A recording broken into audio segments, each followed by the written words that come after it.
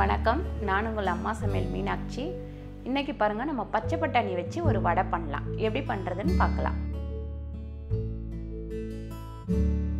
பாருங்கள், பச்சை பட்டாணி வடைக்கு தேவையான பொருட்கள். பச்சை பட்டாணி ஒரு அரை கிலோ நான் நல்லா ஒரு 5 மணி நேரத்துலேருந்து 6 மணி நேரம் ஊற வச்சுருக்கேன். நீங்கள் ஒரு 8 மணி நேரம் கூட ஊற வைக்கலாம். இது எவ்வளோ ஊறுதோ அவ்வளோ நல்லாயிருக்கும். வெங்காயம் ஒரு 2 பெரிய வெங்காயம் பொடியாக நறுக்கி வச்சுருக்கேன். 5 பச்சை மிளகாய், தேங்காய் எண்ணெய் பொரிச்சு எடுக்கிறதுக்கு தேங்காய் எண்ணெய் வச்சுருக்கேன். ஏன் தேங்காய் எண்ணெய் அப்படின்னா, இது அந்த மலையாளி ஸ்டைலில் இந்த வடையை செய்ய போகிறேன். அதனால் தேங்காய் எண்ணெய் வச்சுருக்கேன். தேவையான அளவு உப்பு. பாருங்கள், இப்போ இந்த பச்சை பட்டாணி நம்ம அரைச்சி எடுத்துக்கலாம். தண்ணி இதில் போடாதீங்க. நல்லா தண்ணி வடித்து எடுத்துக்கோங்க. ஏற்கனவே இதில் கொஞ்சம் தண்ணி சுரக்கும். எப்பவுமே இந்த பட்டாணி ஐட்டம்லாம் தண்ணி சுரக்கும். கொஞ்சம் கொரு கொருன்னு அரைச்சா போதும்.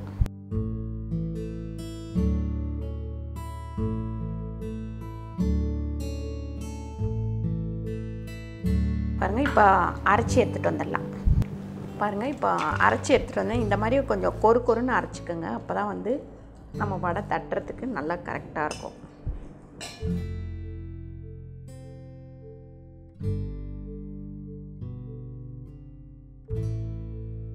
பாருங்கள், இந்த பச்சை மிளகாய் போட்டுடலாம். இந்த வெங்காயத்தையும் நம்ம போட்டுடலாம்.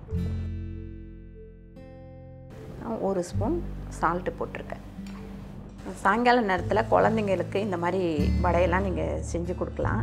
ஸ்நாக்ஸ் மாதிரி ஸ்கூல்லேருந்து வந்தவுடனே இது 2 சாப்பிட்டாங்கன்னா உங்களுக்கு வயிறு ரொம்பிடும்.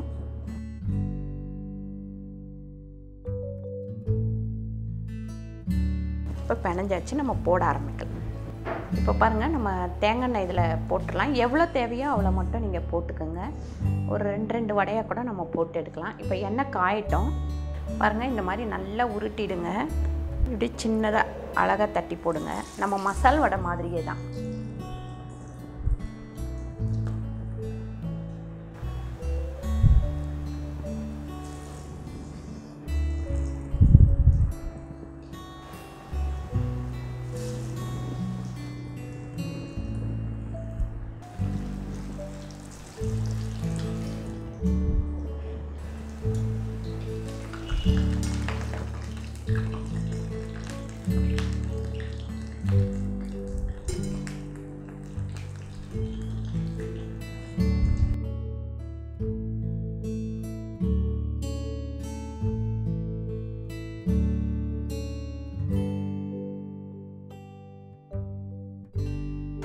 பாருங்கள், இந்த மாதிரி நம்ம பச்சை பட்டாணியில் பண்ணியிருக்கோம். ஏற்கனவே நான் காராமணியில் உங்களுக்கு வடை செஞ்சு காமிச்சிருக்கேன்.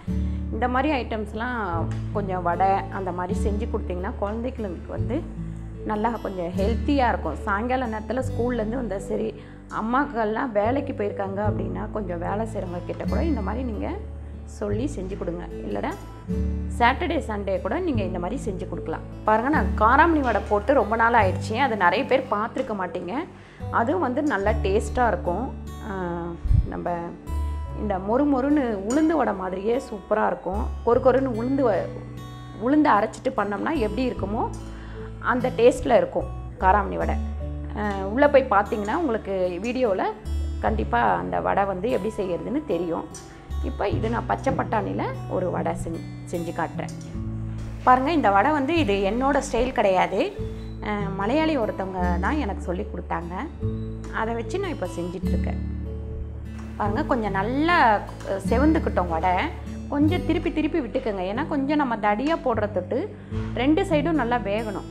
அதனால் நீங்கள் திருப்பி கொஞ்சம் போட்டுட்டு இருந்தீங்கன்னா நல்லா வெந்துடும். பாருங்கள், இப்போ வடை வெந்துருச்சு. அடுப்பை சிம்மில் வச்சுட்டு நம்ம எடுத்துடலாம்.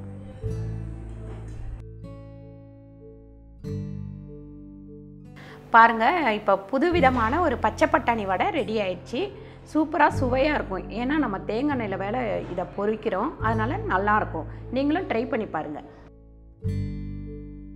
இந்த வீடியோ உங்களுக்கு பிடிச்சிருந்தா லைக் பண்ணுங்கள், ஷேர் பண்ணுங்கள், சப்ஸ்கிரைப் பண்ணுங்கள், ஃபேஸ்புக்கில் ஷேர் பண்ணுங்கள்.